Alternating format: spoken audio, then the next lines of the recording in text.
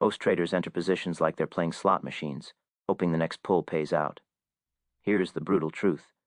94% of retail traders lose money on entries alone before the trade even moves against them. They're not wrong about direction. They're wrong about timing. Amateurs believe the market rewards action. Professionals know it rewards patience.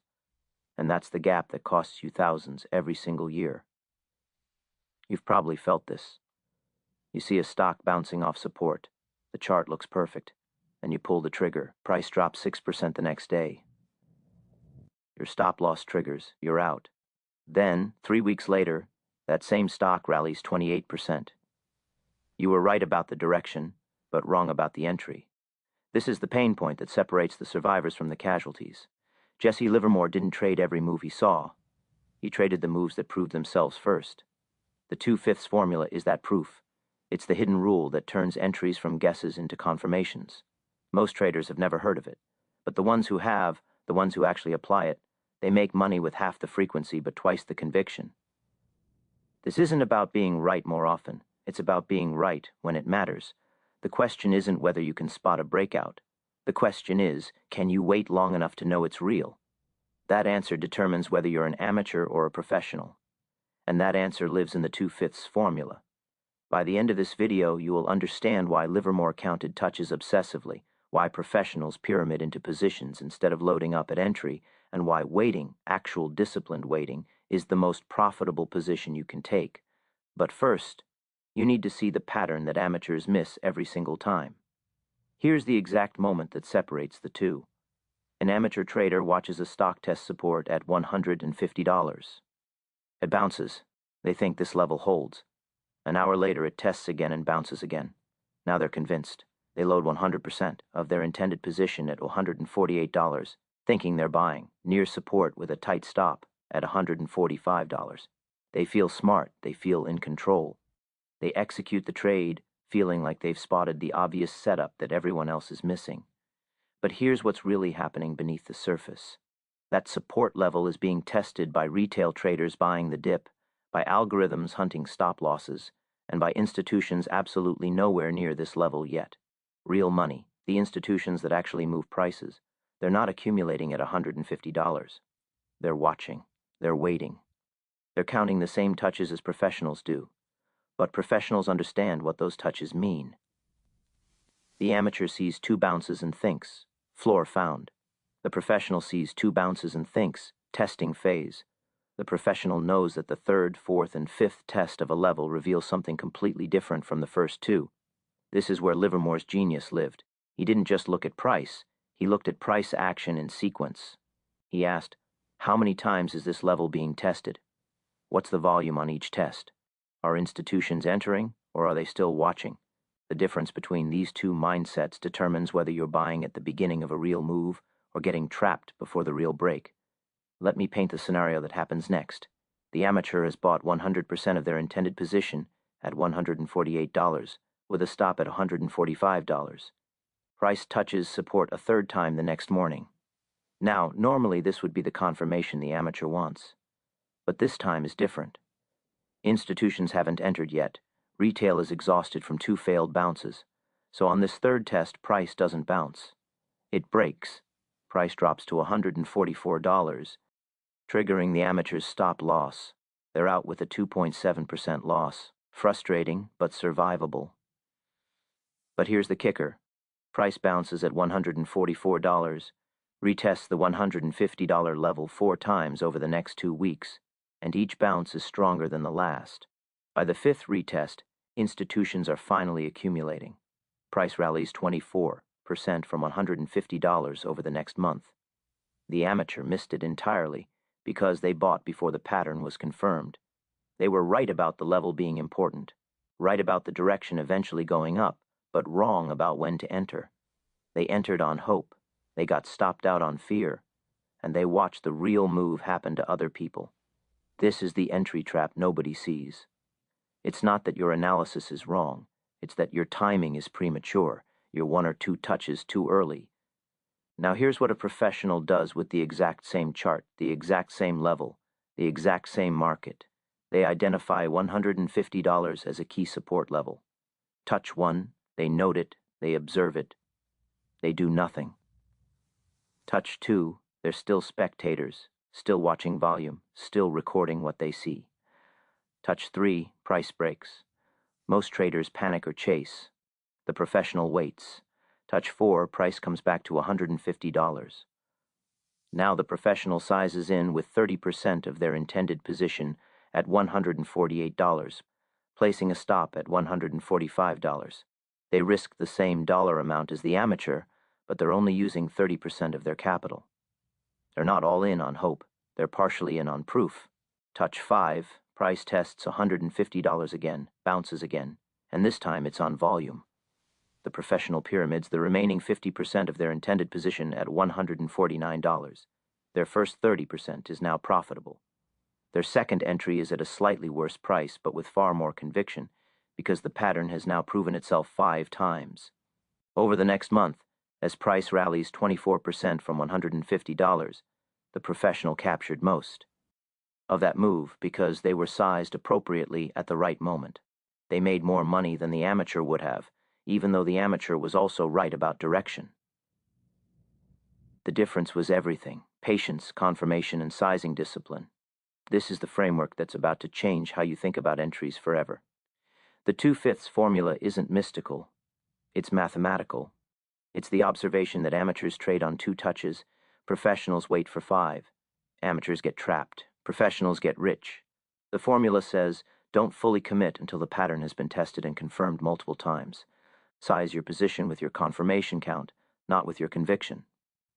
This removes emotion from the equation because you've already predetermined when you'll enter at each touch. Touch 4 entry is automatic. Touch 5 pyramid is automatic. Fear doesn't get a vote because the plan is written before the market moves. Greed doesn't get a vote because you've already decided your position size. All that's left is execution, and execution is discipline, and discipline is profit. But there's a deeper layer here that most traders never access. When you wait for touch 5 to fully commit, you're not just avoiding the trap. You're synchronizing your entry with institutional money. By touch 5, the big players have moved. They've accumulated. They've confirmed the level. You're not fighting them anymore. You're joining them. You're buying alongside the money that actually moves markets, not against the retail exhaustion that stops them temporarily. This is the hidden advantage that professionals have. They're not smarter traders. They're not better at technical analysis. They're just more patient. They've reframed waiting from cowardice to strategy.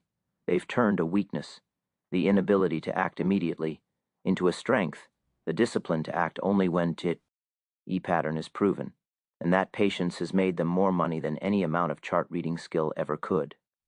This is what separates the traders who last decades from the traders who blow up in months.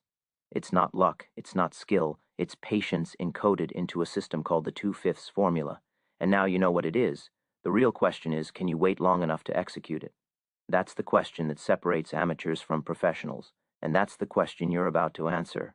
Brutal hook that 94% of traders fail on entries alone because they confuse direction with timing, costing thousands annually through premature and oversized positions. The pain point is visceral: being right about direction but wrong about entry timing, getting stopped out, then watching the move happen without you. Amateurs trade immediately on potential with 100% position size at touch 2. Professionals wait for confirmation with staged entries at touch 4 and 5. The 2/5 formula is positioned as the hidden system that separates guess-based entries from confirmation-based entries. Livermore's core insight, that he didn't trade every move, only moves that prove themselves, is introduced as the foundational principle underpinning the entire approach. The chapter seeds the opening mystery. Why does waiting feel passive but generate more profit than action? The contrasting scenarios of the amateur trader, stopped out at touch 3, missing the move, versus the professional trader, partially entered at touch 4, pyramided at touch 5, capturing the rally, illustrate the cost of impatience and the reward of discipline.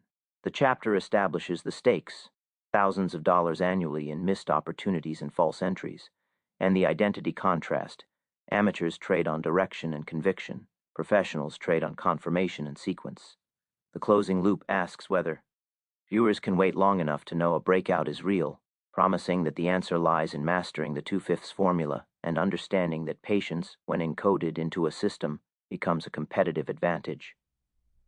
The chapter balances psychology, fear, greed, emotion, with mechanics, 5-touch confirmation, staged entry sizes, to create both emotional resonance and practical value. By closing with the question, can you wait long enough to execute it, the chapter propels viewers into the next section with curiosity and a sense of personal challenge.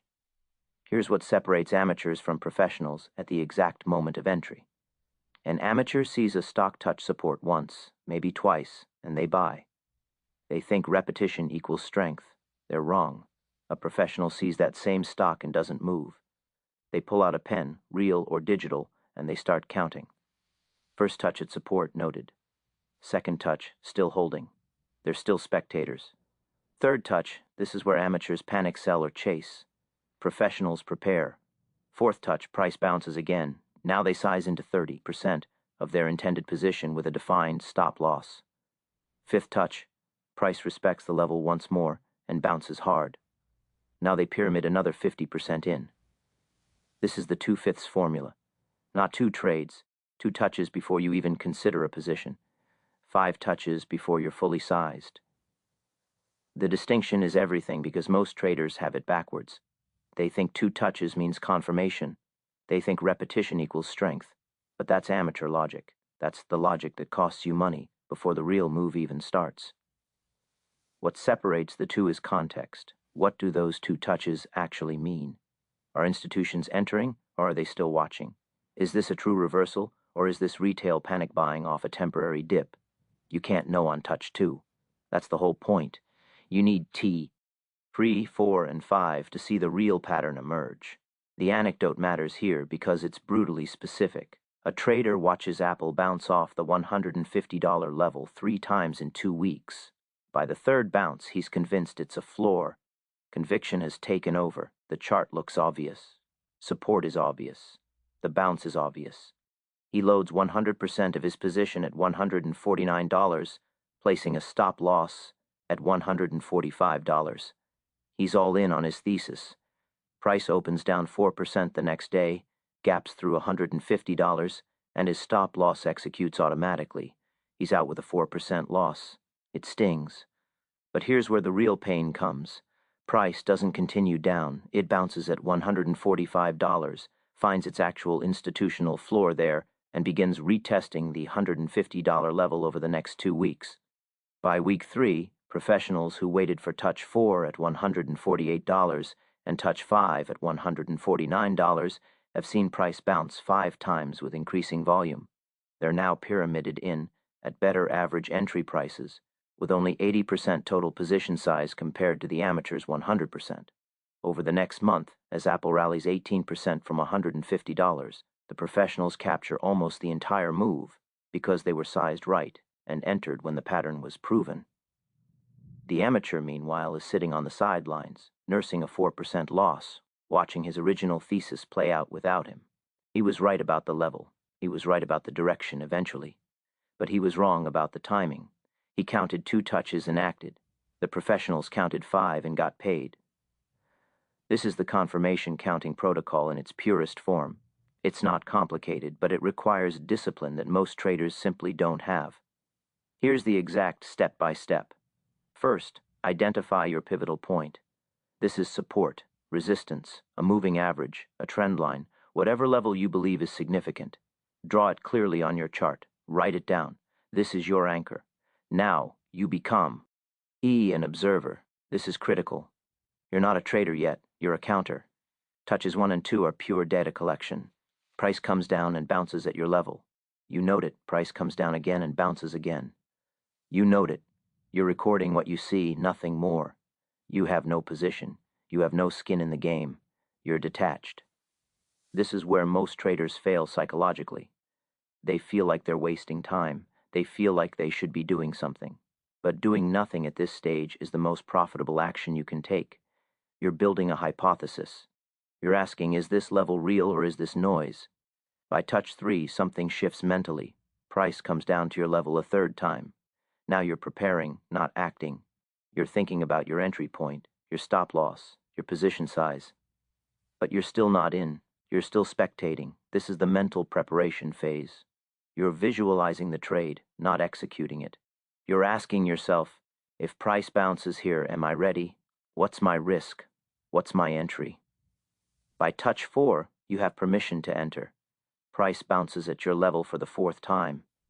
Now you size into 30% of your intended position. Not 100%, not 70%, exactly 30%. You place your stop loss 5% beyond your level. If price closes below that stop, you're out. You've risked a defined amount. Your first entry is live. Your position is small. Your conviction is moderate. You're not all in because the pattern isn't fully confirmed yet.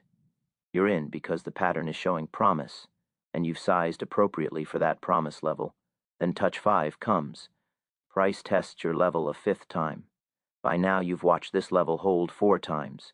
You've watched the bounces. You've watched the volume. Professionals who study the tape obsessively have seen something real happening here. Institutions are accumulating. The level is attracting buyers. This is the moment when you pyramid in your second tranche. You add another 50% of your intended position at approximately the same level or slightly higher as price bounces. Your first 30% is now profitable because price has bounced. Your second 50% is at a slightly higher price, but with far more conviction because the pattern has proven itself 5 times. Your total position is now 80% committed. You have dry powder left as insurance. Your average entry is better than if you'd gone all in on touch 2 because you bought some at touch 4 and some at touch 5, splitting your risk across 2 confirmed bounces. Your position size scales with your confirmation count, not your gut feeling. This is the rule that changes everything. Touch 2 means 0% position. Touch 4 means 30% position. Touch 5 means 80% position total. This removes emotion from the equation because you've already decided when you'll act.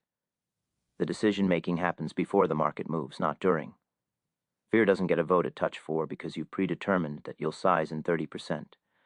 Greed doesn't get a vote at touch 3 because you've predetermined that you'll wait until touch 4. You're executing a plan, not making a decision in real time. Real-time decisions under emotional pressure are usually wrong. Pre-planned decisions made in calm analysis are usually right. Let me be specific about what this looks like in practice. Identify the $150 support level on Apple. Touch 1 at $150. You note it in a spreadsheet or notebook.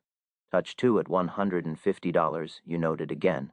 You've got 2 touches confirmed. You're still 0% positioned. Touch 3. Price breaks through $150. Most traders panic and sell their theoretical position. You don't have one. You're still spectating. Touch 4.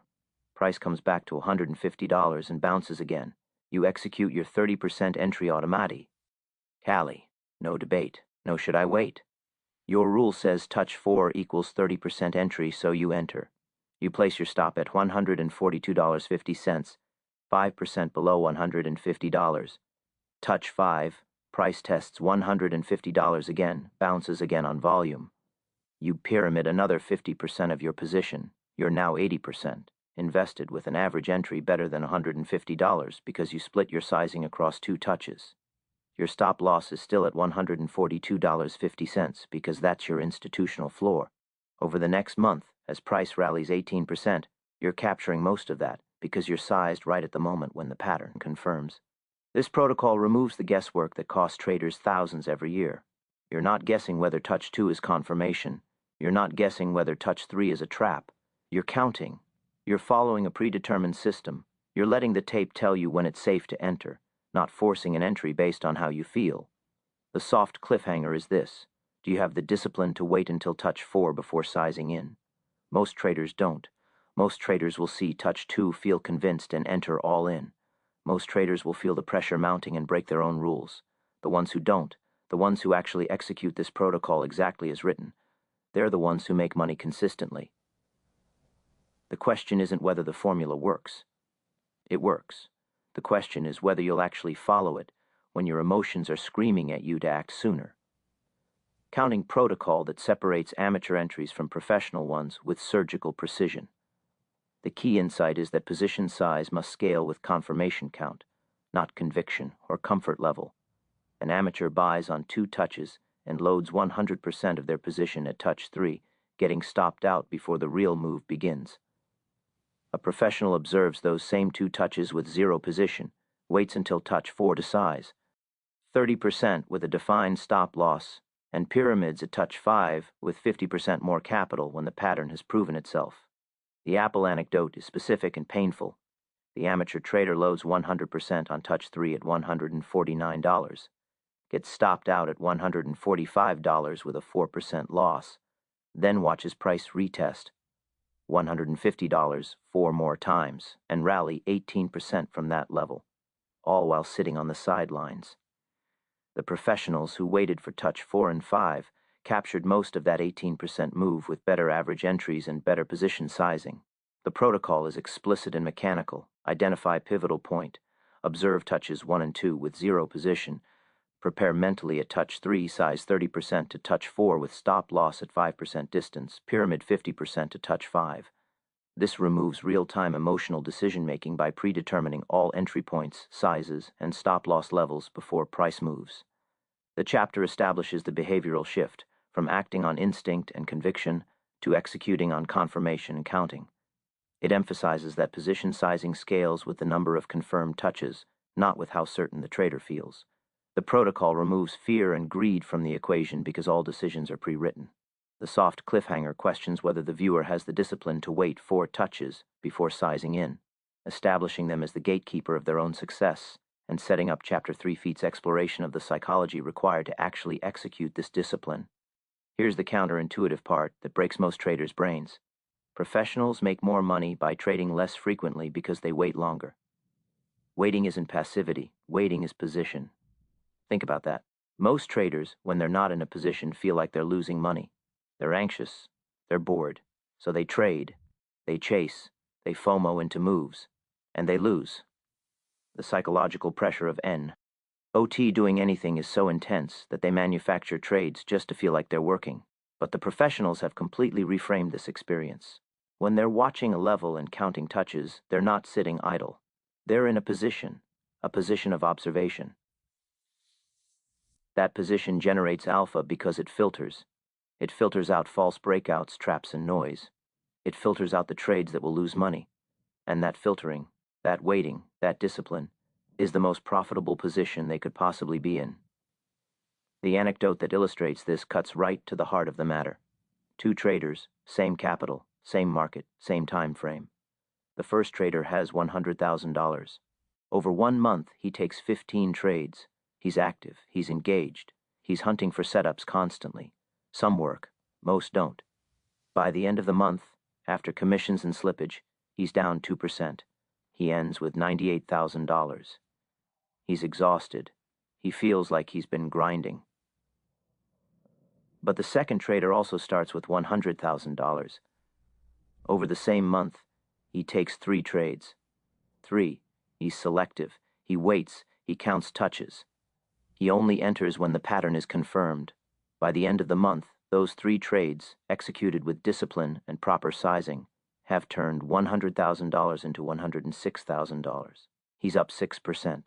Same capital, same market, same time frame, completely different results.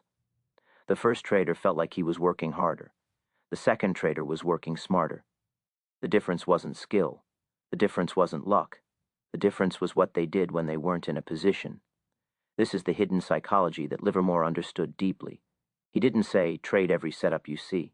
He said the tape never lies, but it punishes the impatient. The tape is the price action. The impatient are the traders who can't wait for touch 5. They see touch 2 and they buy. They see a 2% bounce. And they think it's confirmation. They're wrong. The patient trader, the one who understands that waiting is itself a position. They see price test a level once. They're not in. They see price test it twice. Still not in. They see price test it 3 times, 4 times, and 5 times. By the 5th test, something real has happened. Institutions have moved. Volume has confirmed. The level has been proven. Now they enter. And when they enter, they're not fighting the market. They're joining it. They're buying alongside the money that actually moves prices, not against the retail panic that temporarily holds them. Let me break down what's happening psychologically in that moment. At touch 1, the amateur feels opportunity. They see the bounce and they think, this is the beginning of the move.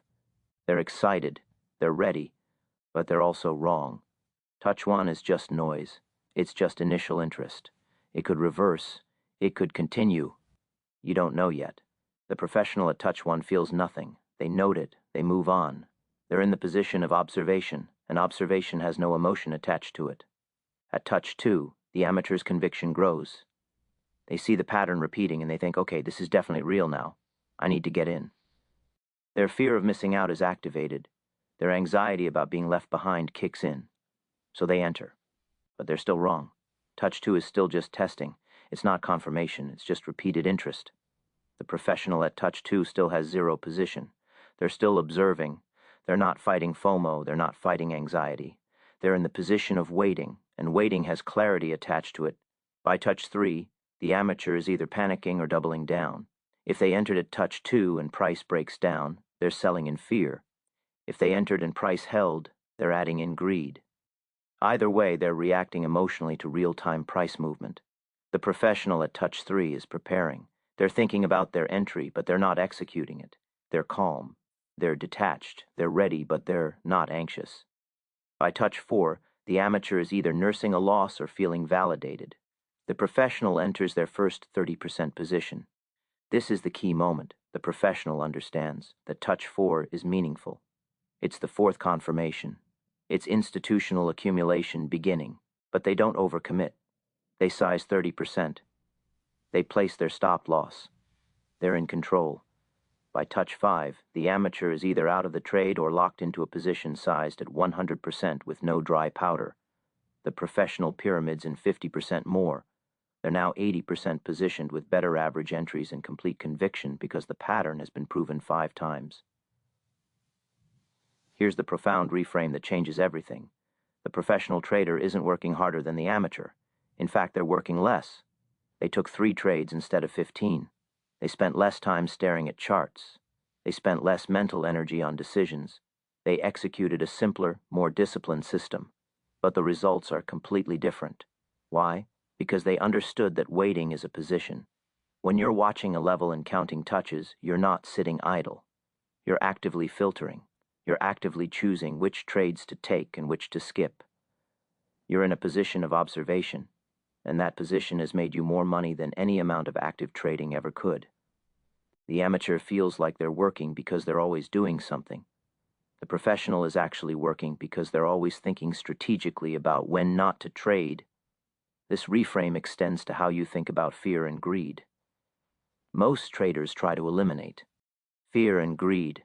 They think, if I just overcome my emotions, I'll be successful. Wrong. Fear and greed don't go away. They exist in every trader's brain. The difference between amateurs and professionals is what they do with that fear and greed. The amateur's fear manifests as panic selling after a small loss. The amateur's greed manifests as chasing momentum after a quick gain. The professional's fear is channeled into discipline. Fear of being wrong translates into, I need to wait for more confirmation. The professional's greed is channeled into pyramiding. Greed for profits translates into, I can make more money by sizing up after confirmation, not before it. Fear and greed are still present, but they're weaponized. They're tools in the system instead of obstacles to the system. By touch 5, the professional is riding a confirmed pattern. Fear might whisper, what if price breaks through? But the professional's stop loss is in place. The fear is managed. Greed might whisper, what if I should have sized bigger? But the professional is already sized appropriately for the confirmation level. The greed is channeled. The professional is in complete control because the system controls them. They're not making emotional decisions in real time. They're executing pre-planned decisions made in calm analysis. This is the professional mindset. This is what separates the traders who last decades from the traders who blow up in months. Here's the final reframe that ties it all together. You stop trying to catch every wave. You stop trying to be in every move.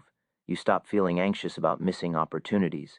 Instead, you shift your mindset to this, I'm in the position of waiting and filtering. By the time I pull the trigger, the move will be proven. I'll be buying alongside institutions. I'll be sized appropriately. I'll be in control. I'll catch the waves that have already proven themselves, not the waves that might prove themselves. This mindset shift is the difference between 94% of traders losing money and the 6% who make it. It's not about being smarter. It's about being more patient. It's about understanding that waiting, when encoded into a system and executed with discipline, becomes the most profitable position you can take. The amateur feels the pressure to trade constantly. The professional feels the freedom to wait strategically. And that freedom, that patience, that waiting, it's made them more money than anything else ever could. Psychological foundation of trading by positioning waiting not as passivity but as active strategic positioning. The central paradox is that being out of a position while counting touches is actually being in a position of observation that generates alpha through filtering false signals and traps. The comparative anecdote is devastating. An amateur trader with $100,000 takes 15 trades monthly through constant action and ends with $98,000, down 2%, while a professional with identical capital takes only 3 trades after full confirmation and ends with $106,000, up 6%. Same capital, same market, same time frame, completely different results based on discipline and waiting.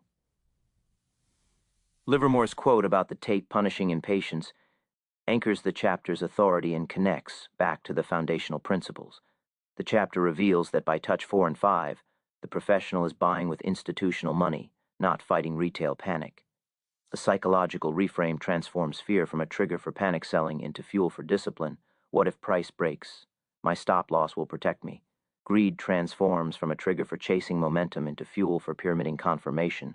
I can make more by sizing up after proof, not before it. The key insight is that the professional isn't working harder. They're working smarter by being ruthlessly disciplined about when to act. They trade less, but their 3 trades make more money than the amateur's 15 trades because the trading system itself has eliminated emotional real-time decision-making. Waiting is reframed as a position that actively filters, actively selects, and actively protects capital, making it the most profitable position a trader can take. This chapter sets up Chapter 4, Feats, Detailed Mechanics, by establishing the psychological permission structure for why delayed entry at touch 4 and 5 is not cowardice, but strategic genius.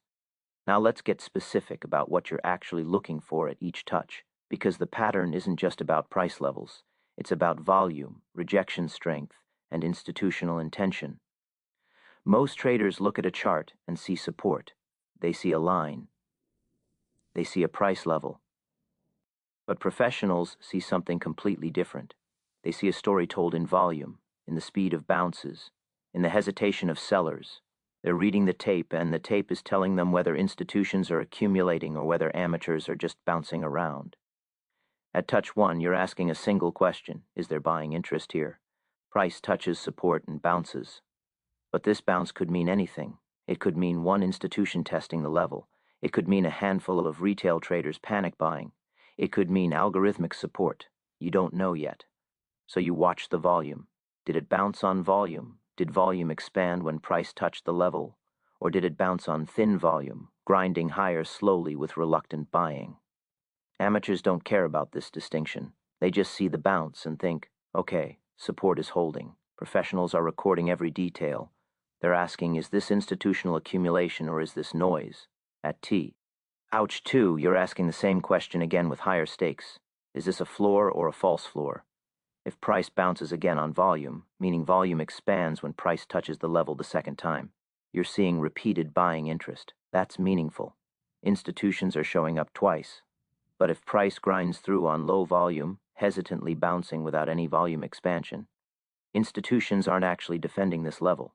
They might be testing it, but they're not accumulating. This is critical because touch 2 with low volume tells you that touch 3 is likely to break. The level is weak. You should prepare for a breakdown, not a continued bounce. Most traders miss this entirely. They see touch 2 as confirmation. Professionals see touch 2 and ask, on how much volume? That volume determines whether the level is real or fake. Touch 3 is the real test, the moment where the pattern reveals itself. Price comes down again. Now, does it break through or does it hold? If it holds and bounces, congratulations, you've got a confirmed level. The professional now knows that this level is held 3 times. Institutions are defending it. This is not a false floor. This is real support. But if price breaks through, don't panic. Don't jump in short. Don't chase the break. This is where professionals completely separate from the crowd. Most traders see touch 3 break and they react. If they're long, they panic, sell. If they're short or looking to short, they chase. They think, the level broke, so the trend continues down. But professionals wait. They understand that a broken level doesn't mean the trend continues. It means the level wasn't the real institutional floor. The real floor is lower. So they watch touch 4. This is where the genius of the 2/5 formula becomes apparent. Touch 4 happens when price comes back to the broken level. Now that L is acting as resistance, not support. And this is where professionals ask a most important question. Is there buying or selling at the broken level on the retest? If price bounces off the broken level on touch 4, that's a reversal setup. That's when you size in with 30% of your position because the tape is confirming what the chart suggested. The level is holding as resistance. Institutions are accumulating below it. The down move has stopped. A reversal is forming. This is professional trading. You didn't buy on the initial break. You waited for the retest. You didn't panic when the level broke. You positioned for the reversal. By waiting for touch 4, you filtered out the false break and positioned yourself for the real move. Most traders would have been stopped out or panicked into a loss by touch 3. You're about to make money because you waited for touch 4. Touch 5 is absolute confirmation. Price tests the broken level again, bounces again, and now you've got it 5 times, 3 times holding as support, 2 times holding as resistance after the break. By now, institutional money has definitely moved. You're not fighting the trend, you're joining it at a proven level. This is when you pyramid. This is when you add 50% more to your 30% entry from touch 4. Your position is now sized appropriately for a move that has been confirmed 5 times. Your average entry is better than if you'd entered on the break. Your conviction is absolute, because the pattern has proven itself across 5 different price action moments. The tape has spoken 5 times. You've listened 5 times. Now you're positioned. Here's where the tape reading becomes obsessive.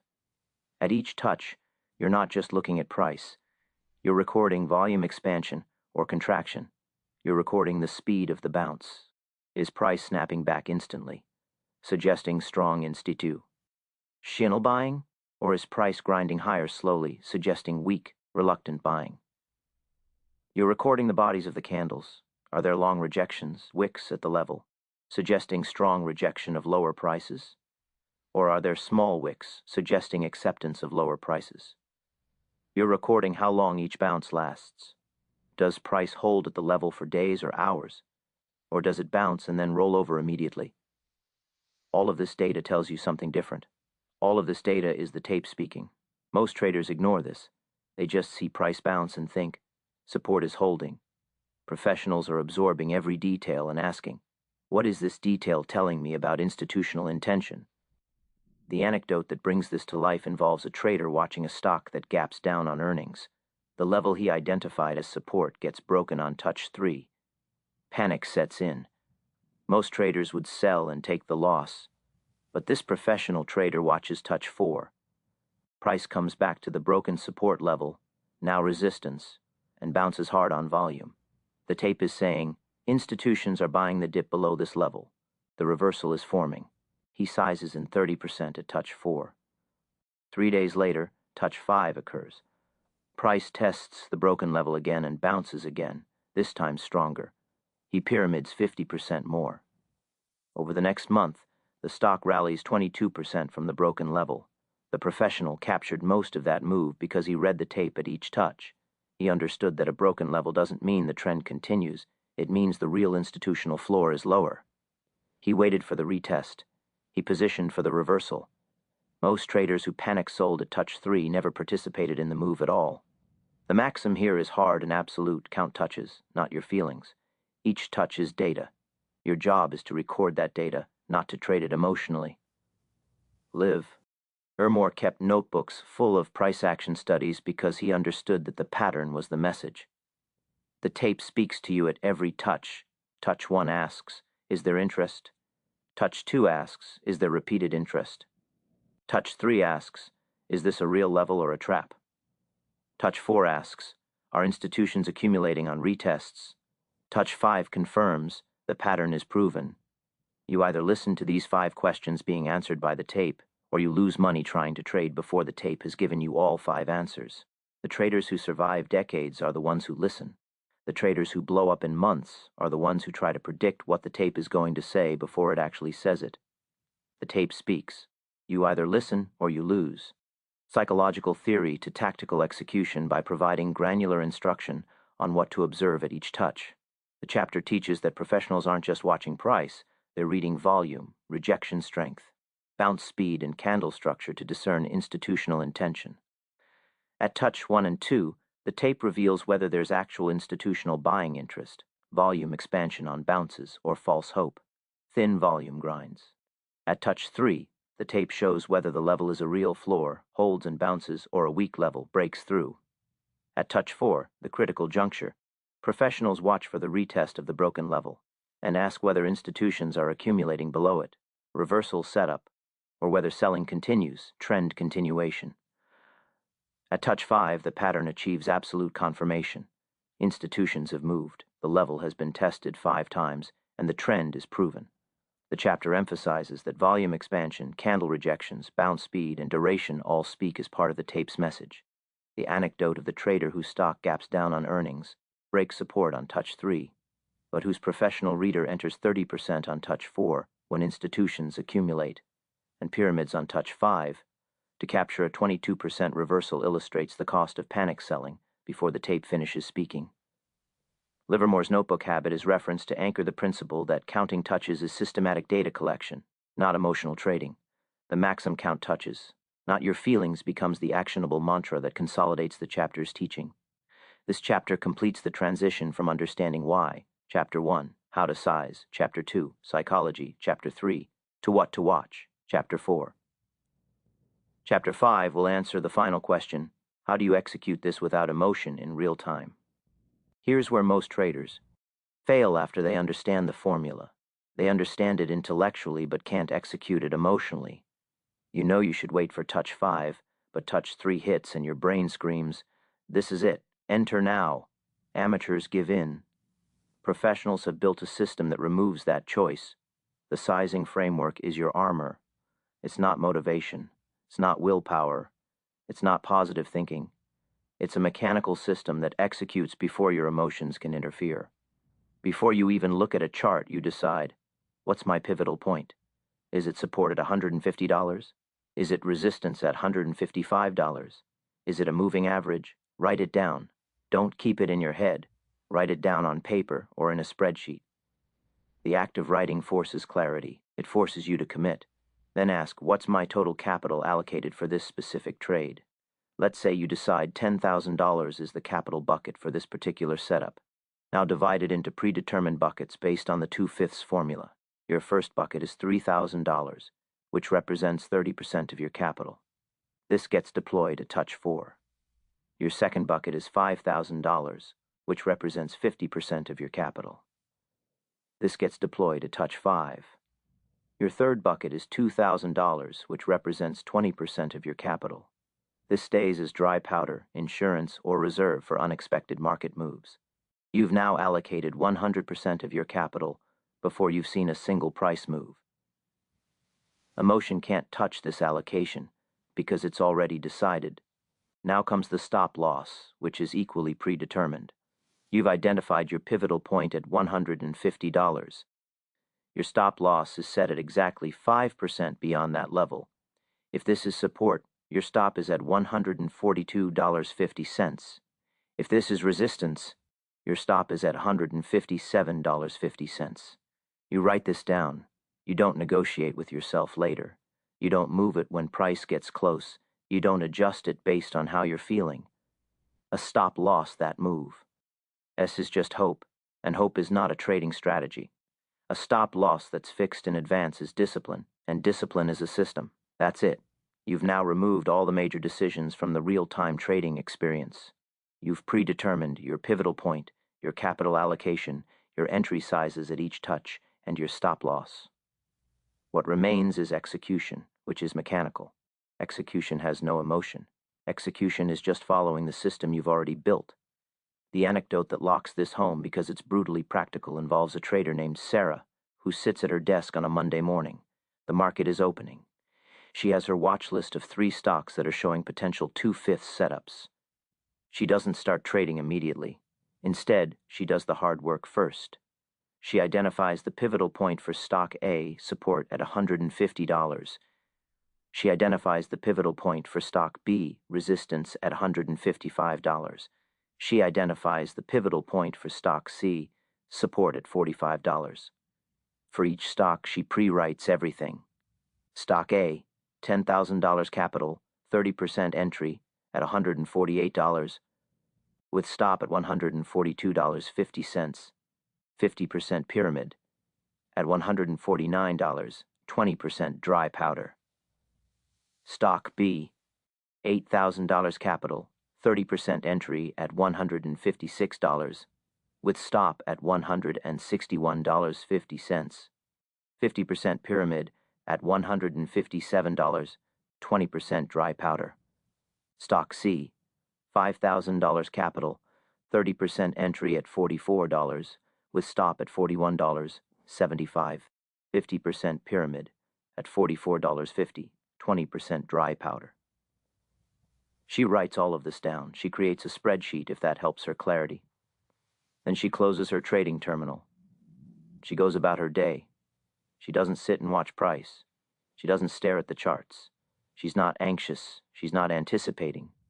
She's not second-guessing her levels. She's just waiting. By Wednesday, stock A has come down and hit her pivotal point at $150. It bounces.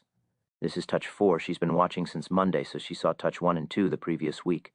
She executes the $3,000 entry automatically. No debate, no emotion. Should I wait one more day? Her system says touch 4 equals entry, so she enters. Her stop is in place at $142.50.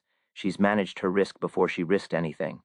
By Friday, stock A comes back to $150 again. This is touch 5. It bounces again on volume. She executes the $5,000 pyramid entry automatically. Again, no debate, no emotion. She's now 80% positioned in stock A, with a combined entry price of approximately $148.50, 30% at $148, 50% at $149. Over the next week, stock rallies 12%, from $150.